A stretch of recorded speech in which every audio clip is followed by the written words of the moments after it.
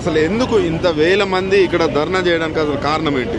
కారణం ఏమిటంటే మేము 2 సంవత్సరాల నుండి నేను దగ్గర నేనే ఒక అన్మ్యారీడ్, మా పేరెంట్స్ నా పెళ్లి చేస్తా అని చెప్పేసి అన్నారు.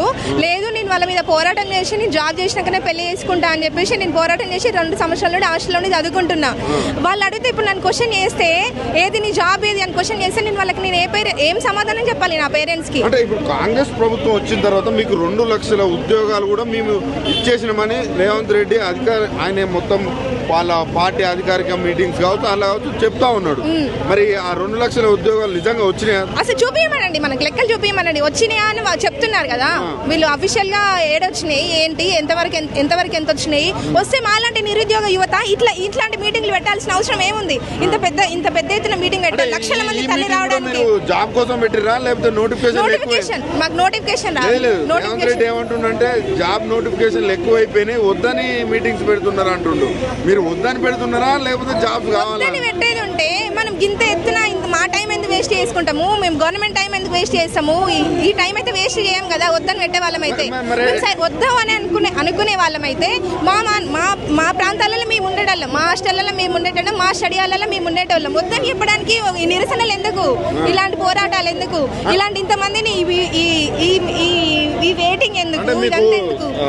ప్రజాపాలన తీసుకొచ్చినాం, అదేవిధంగా మేము అందరినీ కలుస్తున్నాము అని ప్రజావాణి పెట్టారు. అక్కడ పోయి మంత్రుల్ని కావచ్చు, అక్కడ ఎమ్మెల్యేలను వాళ్ళని కలిసే ప్రయత్నం చేసిరా లేకపోతే? చేసినాం మేము అన్ని మా వంతు ప్రయత్నం మేము అన్ని విధాలుగా అన్ని రకంగా ఏ విధంగా చేయాలో ఆ విధంగా చేసినాం. అన్ని విధాలుగా ప్రయత్నం చేసిన తర్వాతనే మేము ఈ స్టెప్ తీసుకోవాల్సి వచ్చింది.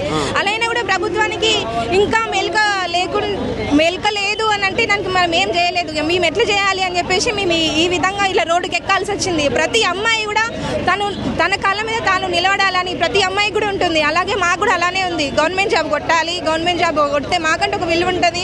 మాకు తెలంగాణ వచ్చింది, తెలంగాణ వచ్చినాకనే మా బతుకులు భారతీయమని మేము అనుకుని ఈ విధంగా ఉన్నాం. అమ్మాయిల గురించి మాట్లాడారు కాబట్టి ఒక క్వశ్చన్ వేస్తాయి.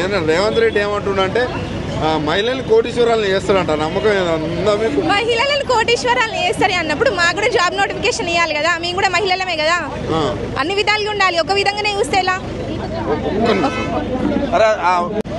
అంటే మీరు ప్రధానంగా ఏదైతే యువత ఉన్నారో మార్పు కావాలనుకున్నారు, కాంగ్రెస్ రావాలనుకున్నారు. 18 నెలలు మార్పు రావాలని కోరుకున్నాం కాబట్టి మా ఓటు కాంగ్రెస్ కి వేసినాం. ఈ రోజు ఆ ఓటు మేము కాంగ్రెస్ కి వేయడం వల్లనే ఇప్పుడు కాంగ్రెస్ పార్టీ అనేది గద్దె మీద కూర్చుంది. మా ఓటు వల్లే, మా నిరుద్యోగ యువత ఓటు వల్లనే కదా ఇప్పుడు కాంగ్రెస్ ఉన్నది. ఆ నిరుద్యోగ యువత ఓటును ఆ రోజు ఎట్లా వచ్చి అడిగిందో, నేను మీకు ఉద్యోగాలు ఇస్తాను ఆ రోజు ఎట్లా అన్నదో, మరి ఈ రోజు ఏమైంది? ఈ రోజు ఆ మాట ఎట్లా మర్చిపోయింది కాంగ్రెస్ ప్రభుత్వం? అంటే ఇప్పుడు మీరు కాంగ్రెస్ ఓటేసినా అన్నారు, మీరు ఓటేసిన దానికి న్యాయం జరిగింది అనుకుంటున్నారా? జరగాలని అనుకుంటున్నాము. ఇప్పటికీ మా నిరుద్యోగ యువత విషయంలో మాత్రం జరగాలని అనుకుంటున్నాము. నోటిఫికేషన్ వేస్తే కదా మాకు జరిగేది. నెక్స్ట్ ఎన్నికలు రాబోతున్నాయి, నెక్స్ట్ స్థానిక సంస్థల ఎన్నికలు కూడా రాబోతున్నాయి. మళ్ళీ కాంగ్రెస్ ఓటేసే పరిస్థితి ఉందా?